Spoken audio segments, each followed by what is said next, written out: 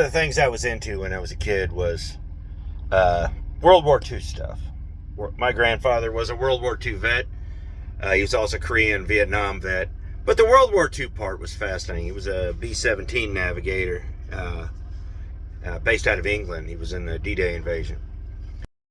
This is my grandpa right before he retired as a full bird colonel. This is him and his crew in front of Flak Happy, his B-17. Anyhow, he also did RB-29s in Korea and flew O-2s and OV-10As in Vietnam. And he was an AC-130 squadron commander. So the dude knew things, but he was also taught at the intelligence school in Washington, D.C. at the Pentagon. Interesting dude. He died at almost 100 years old in 2017. So I never got much out of him, honestly. I saw some of his pictures. His pictures from Korea were fascinating. But coming out of World War II, the one thing that always interested me was technology. Because we went into World War II just barely out of biplanes, and suddenly the Germans had jets. We sent a couple of P-80s over there before the end of the war to try to see if we could engage in at the end of World War II in early 1945. That's a matter of record. You can look over there. We did send a pair of P-80 jets over there trying to see if we could get into combat with a German jet. Never happened. So, and then the 50s were just a boom. I mean, we went from basically the Wright brothers to launching men into space in under 60 years. I mean, my great-grandfather once said before he died in 1963, he told my father that he witnessed the greatest advancements of man. And he said there will never be a time like this in history. And he was right. He was in the Oklahoma land rush in 1892. And when he died in 1963, they were launching men into space. So he saw the Wright brothers. He saw the automobile. He saw... he saw the Spanish-American War. He saw World War I. He saw World War II. He saw Korea. And the opening shots of Vietnam. So, fascinating time. But German technology has always been one of those things that I've been curious. Now, we tend to dismiss it, but there's an interesting thing about the Germans that I think people don't understand. Now, the Germans, while they do have a history of being somewhat humorless and anal retentive, they are meticulous people. And if anybody's ever driven a Mercedes from the 80s, it's the weirdest thing. A Mercedes from the 60s and a Mercedes from the 80s, if you shut the doors on them, they sound identical. There was just this, until we started meddling in it and they started getting cheap, Germans built some of the most meticulous, well-built things you'd ever want to believe. They're just that kind of a people. So, in World War II, though, there was no need for study groups. There was no, if a guy had an idea, they just threw money at it. So as a result, you know, they had like the V1, was a ramjet that they would just launch at England, and basically when it ran out of fuel, it crashed. But like the V2 was a solid, it was basically like an old model rocket. They just launch it. And the Russians, basically, to beat us into space, they strapped a whole bunch of those together and launched Sputnik. It was a power play, and we balked. But that's a story for another time. So what happened in Roswell? Well, I have a theory about that. And I think you'll find it interesting. Now, we all know what the Mandela effect is. It's basically scrubbing history from history. And there's one guy whose name kept popping up. Now, the only reason I believe this guy was sincere when it came to Roswell, Area 51, Los Alamos, all of those other things, was because this guy never sought anybody out. He never sought fame, never sought fortune, never capitalized on any of this. He did like 2 interviews in his whole life, and that was Bob Lazar. And he's passed on now, so I feel comfortable saying his name. And you guys who are in the community, he's a legend. They tried to Mandela affect him. He never worked here. He never worked there. Yet he knew everybody. He knew the whole layout of the building.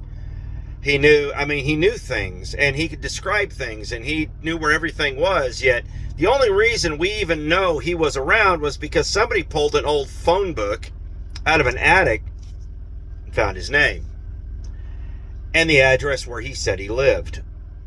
And so, yeah.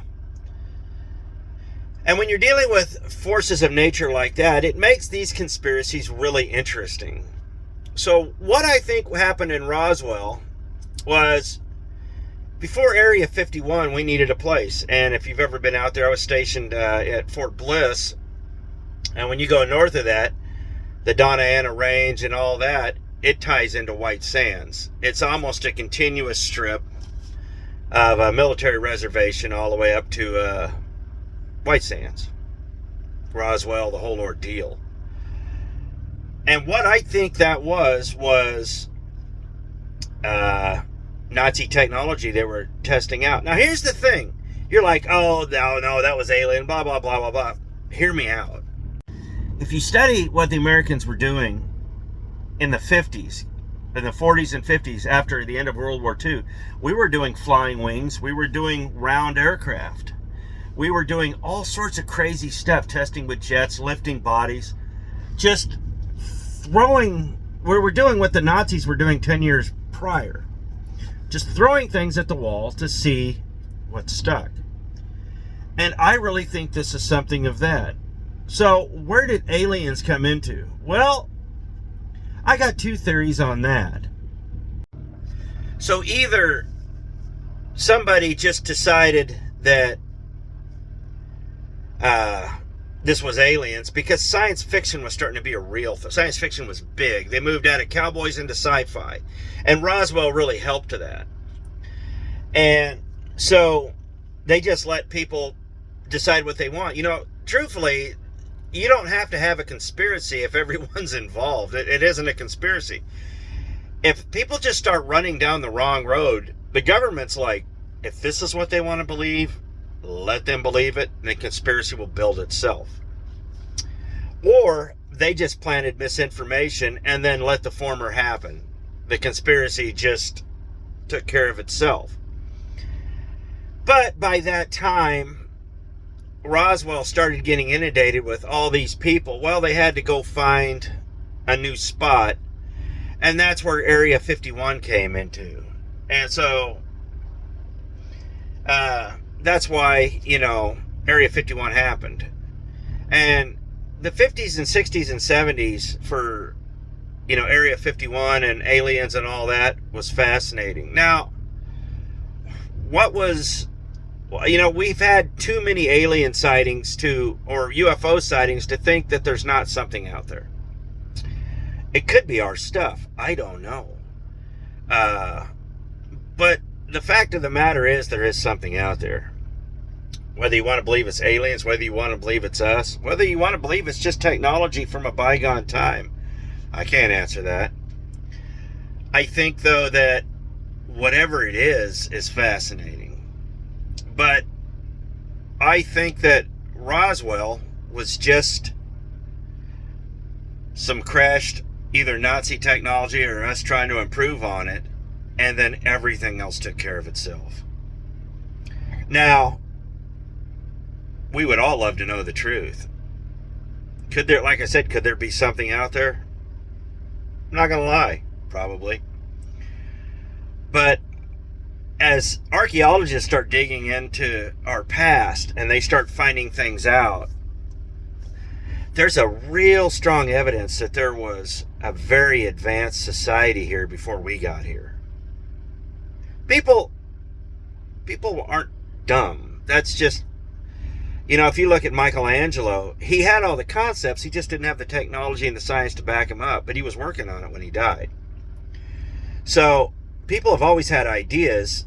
It's just, did technology catch up to make it relevant? I say at one time in history it probably did. And some of the stuff we found could be just remnants of things coming back. I believe that if there was something in space, we could have gone and retrieved it. We could have seen it. We don't know what's up there. We only know what we're told. And you know what? We don't get told a whole lot.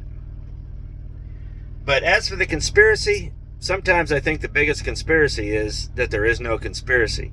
And if public opinion starts going nuts, I think a lot of times the powers that be are like, they're creating their own conspiracy.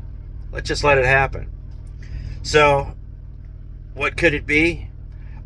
Me personal, I really think it was just Nazi technology that they were trying out, and they crashed. As for the alien bodies and all that, who knows, man? It's just, who knows? Could it be fabricated? Could it be real? Everybody talks about the bodies. Yes, everybody talks about the bodies, but everyone who claims to have seen them can't really verify that they saw them. Oh, they all kind of described the same thing, but did they actually see it?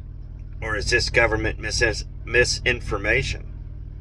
Or are these people who just have wild imaginations taking off with themselves? That's up for you to decide. I just think it's interesting.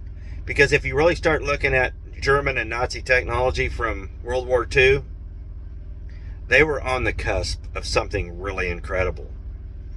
I think that right there is why at the end of World War II, the Russians and the Americans fought so hard for these scientists, because they knew what they were doing, and they were on the cusp of some pretty incredible stuff.